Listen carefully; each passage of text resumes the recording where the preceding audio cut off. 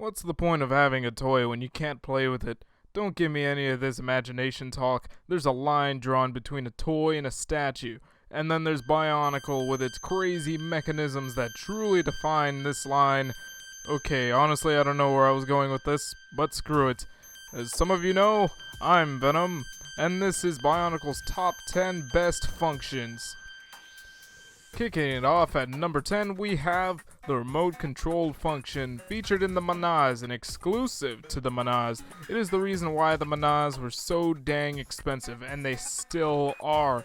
This battery-hungry pair could be controlled remotely and wirelessly through two wireless remote controllers, one per beast. This works similarly to a slower RC car, and if you're unfamiliar with RC cars, then I'm sorry, but your parents didn't love you. Unfortunately, this function does have a big drawback, and it's that, well, like I said, it's a battery-hungry function.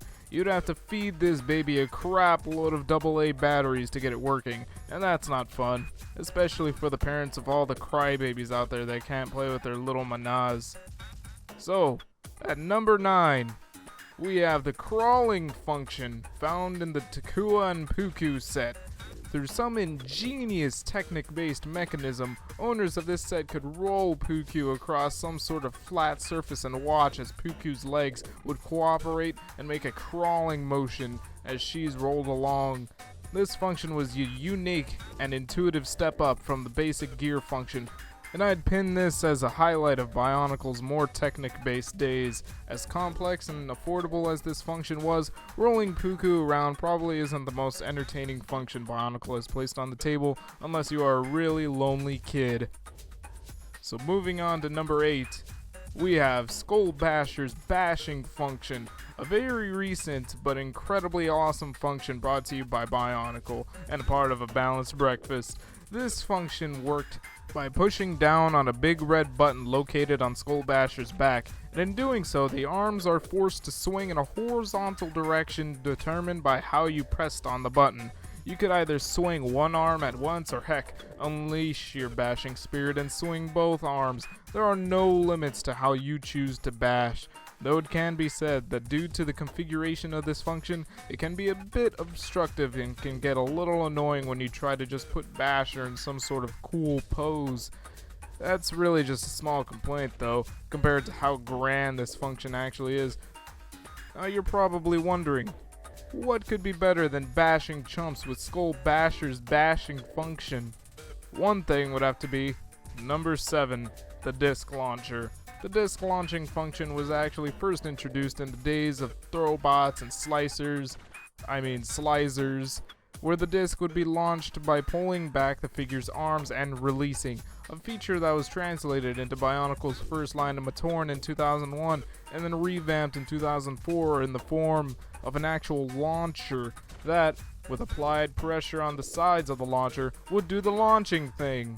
While the Matorn of 2004 had actually held it as weapons, the Vaki featured a different variant of the disc launcher design incorporated into their frickin' mouths, and these discs would shoot the crap out of things.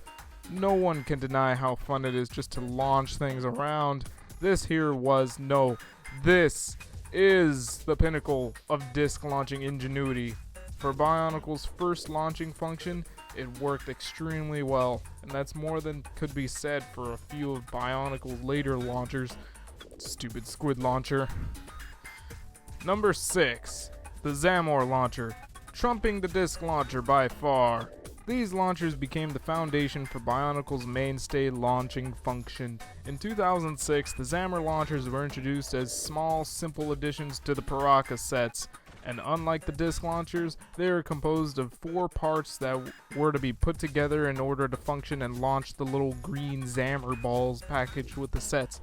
We saw them again in the Toa Nika with the inclusion of an extension piece that allowed for the launching of 3 more Zamors in succession, and again in 2007, and again in 2008, where a new semi-automatic variant of the launcher was introduced, the Midax Sky Blaster, which would be used again in 2009. The Zammer launchers truly set the bar for Bionicle launchers. They were simple, efficient, and reliable, which is more than can be said for the rest of Bionicle's launchers. But enough talking about shooting stuff at toys, and hopefully just shooting stuff at toys and not your snobby little brother who got him a Torn instead of the cool Toa set with the launcher. For number 5, we have the Scorpio XV1. Because this set is basically an expensive function, the Scorpio could be transformed from its quadrupedal stature into a more tank-like mode, with working treads that allowed for the set to be rolled around like a tank. It may not have the cool-looking crawling thing like the Puku set, but it makes up for it with its arsenal mounted on its tail, consisting of 2, not just one of these bad boys, but 2 Midax Sky Blasters, aka semi-automatic Zammer launchers, and a Thornax launcher, which is pretty cool in its own right. The tail itself could also fold up and down. All these features made Scorpio quite the fun toy, which is definitely great considering this was priced at $89.99 way back when. So there's plenty bang for your buck. Kind of. Okay, maybe not really. At number 4, we have the Axelara T9, or as I know it as, Bay. Much like the Scorpio, this set is expensive, and it is also a function in of itself, containing its own fair share of interesting features and gimmicks. It doesn't transform or roll around, but hey, instead, it has these weird spike thingies on the back of it that could be flipped outward by twisting a knob on the back of the vehicle. I guess this was supposed to indicate whether the vehicle was flying or not. It also has landing gear that could be pulled outward and pushed back by twisting another knob. And the best part, it's mounted with 2 Midax Sky Blasters that could be concealed by twisting another knob. Okay, one could say that the first 2 functions are a little bit underwhelming, but you have to admit that the last one is flipping fantastic. All of these functions are seamlessly integrated into the build of this set through some kind of technic wizardry we haven't seen since probably Puku. And when you're done building it, it's just satisfying to know that you are the one that put together these awesome functions. Did I mention that they require just the twisting of a knob? While these functions are great and all, they are really just for showing off how much of a dork you are, not so much for playing. We want to look more at how much you could see yourself playing with the functions of these toys and how many friends will want to avoid you for doing so. So a really good example would be number 3, Muaka and Kanera's Lunge function. Most of you guys might be more familiar with this function if you ever owned a Borak or a Borak Cowl set, in which case you know exactly what I'm talking about. No, wait, you don't, because Muaka and Kanera did it way better. So you should be jealous. This function involved pressing down on the bodies of the creatures to force their neck to snap forward and their mouths to open and snap closed, all in one swift lunging motion. Yes, I'm aware the Balrog had this function too, but that version sucked compared to this. This function is another example of the work of some sort of technic mad scientist, and you can see it all just by building the frickin' set. All the little intricacies and what parts do what. It's freaking insane. But what the heck is it for, you may ask? The main purpose of this function was to promote playing with the set with another person, and when you did, you had the goal of lunging at the other person's creature and attempting to pry off their mask as some sort of caveman game. And heck, if you're as lonely as the average Bionicle fan, you probably have a lot of fun just snapping these things back and forth at each other. Ignoring the useless treads for legs, this function alone made the set a really fun toy to own.